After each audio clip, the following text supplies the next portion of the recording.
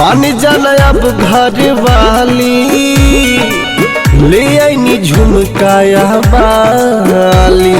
अच्छा झुमका वाली को फुसला पाउडर क्रीमियो ले आईनी हो ठवो के लाली से जिया पाया जा सटा के दारा बाजा हटे तनी के ना होली छोड़ी दानी मने समान होती कुलिया ना लैला राजा छोड़ी दानी मने समान होती कुलिया ना लैला राजा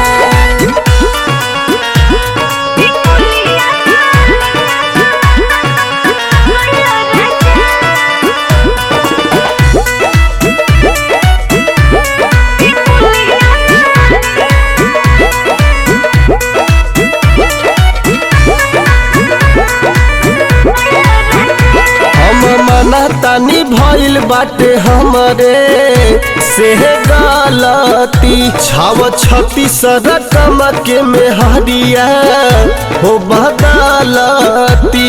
अच्छा रउआ तो बड़ा सीधा लागत है जौवन रहे अर्जेंट ना ले ओइला लिख के देले रही तब तू भूलैला।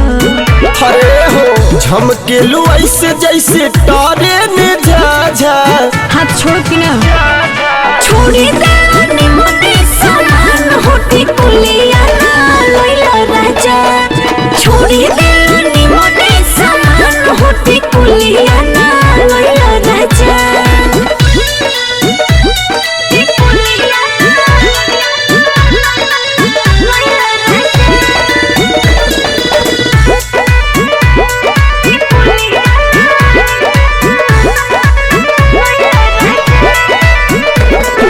छूट गइल होई होटी कुलिया उनके डेरा में झूठे पड़ल रही दीपति रियांशु के फेरा में। हाँ तो जाई ना मुंडी रही घरे कह के